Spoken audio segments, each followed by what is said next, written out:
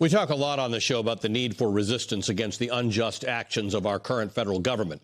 Now, resistance looks different for everyone. It looks like voting. It looks like running for office. It looks like peacefully protesting in the streets. It looks like observing the action of federal agents in our cities. And it looks like prayer. Faith leaders have been on the forefront of resisting Donald Trump's most inhumane policies, from his immigration crackdown to voter suppression. Since the start of Trump's mass deportation efforts, faith leaders have quite literally put their bodies on the line. It's a lot more than prayer. They've showed up to protests. They've been arrested. They've been injured by law enforcement. Last year, a Chicago area pastor was struck in the head by pepper balls fired at him by federal officers. Take a look at this. The pastor at the bottom right corner, hit by officers on the top of the building.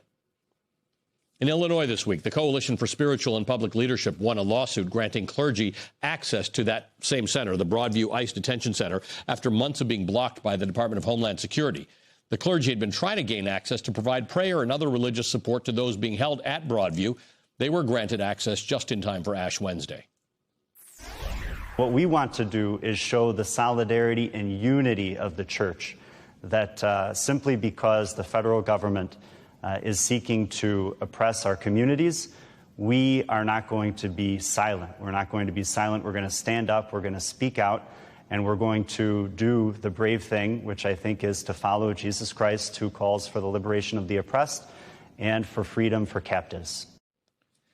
Now, earlier this week in Georgia, faith leaders turned their attention to voting rights. A group of faith leaders held a press conference outside a state election board meeting.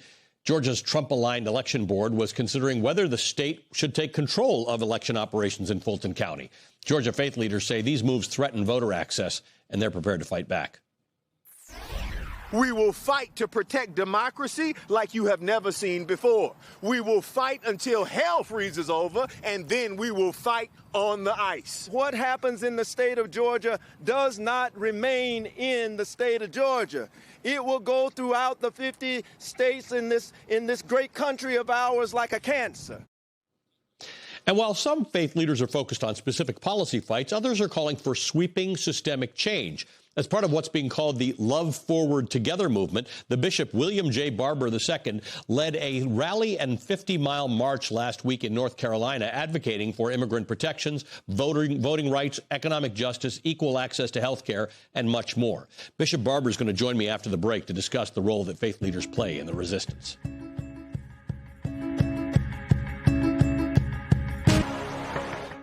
Joining me now is the Bishop William J. Barber II. He's the co-chair of the Poor People's Campaign, which is an organization dedicated to economic justice for people living in poverty. He's also the president and senior lecturer of Repairers of the Breach, an organization that trains moral leaders and builds social justice movements.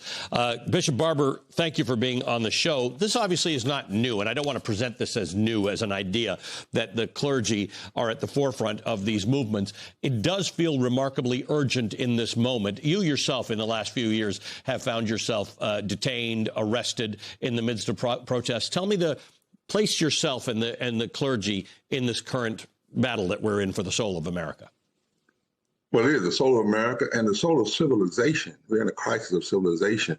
You know, St. Valentine was beheaded for standing up to the authoritarian of his day. He chose love over hate. Frederick Douglass said it was the love of his mother that kept him fighting against slavery. Faith and love and justice is the very thing that authoritarians hate, because they want hate, division, and they want to twist religion to serve oppression rather than to serve justice.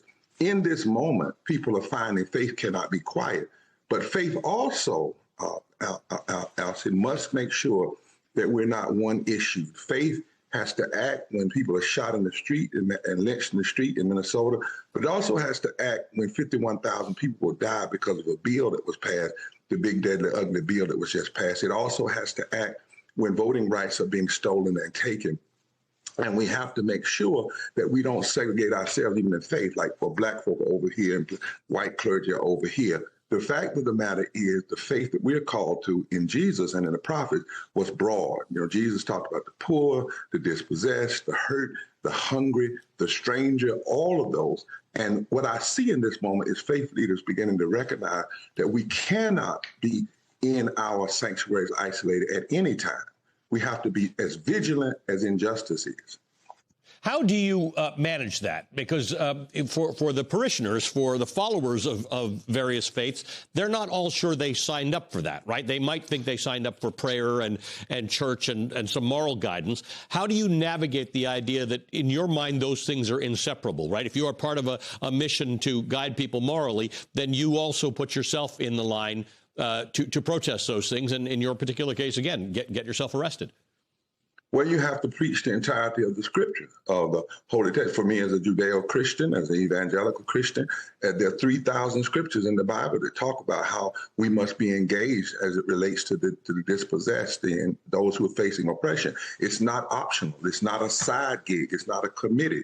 You must preach the ministry of Jesus. You must preach the sermons of Jesus and teach that inside the sanctuary. You must help folk understand that prayer without legs is not prayer at all. That prayer always puts legs on its prayer. So part of what we have to do is resist this religious nationalism that's trying to say things like empathy is bad and trying to misteach religious faith and suggest that it ought to be isolated, ought to be just about personal prayer and personal piety. That, in fact, is not the teachings of the scriptures, not the teaching of a great faith. And Jesse Jackson was great at this because remember his opening speech in '88, he said, my constituency is the damned, the dispossessed, the dismissed, and the disqualified. He laid out, he's saying, basically, I didn't come here just with one issue. If it was voting rights, if it was poverty, if it was peace against war, if it was public education, the question Christians and people of faith have to ask is, what does love have to do with this? How does these policies line up with love? Or do they line up with hate? And if they line up with hate and injustice and disenfranchisement, then we are required by our faith to challenge them. We are in a country where some, in the name of religion or nationalism, will suggest that we are all different, that not only are we different, but that Christians are different from Jews and Christians are different from Muslims. Jesse Jackson in 1984 at the Democratic National Convention had this to say. Let's listen. Our flag is red, white, and blue, but our nation is rainbow. Red, yellow, brown, black, and white. We're all precious in God's sight. America is not like a blanket, one piece of unbroken cloth, the same color, the same texture, the same size. America is more like a quilt, many patches, many pieces, many colors, many sizes, all woven and held together by a common thread.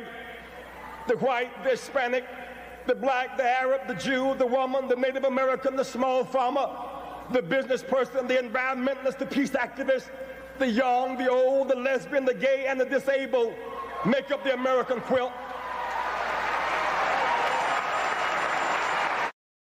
I mean, it's wild how that was 1984 and we're in 2026, and that is as resonant today as it was then. In fact, I think we ought to be reading that 84 and 88 and examining it and applying it to the day.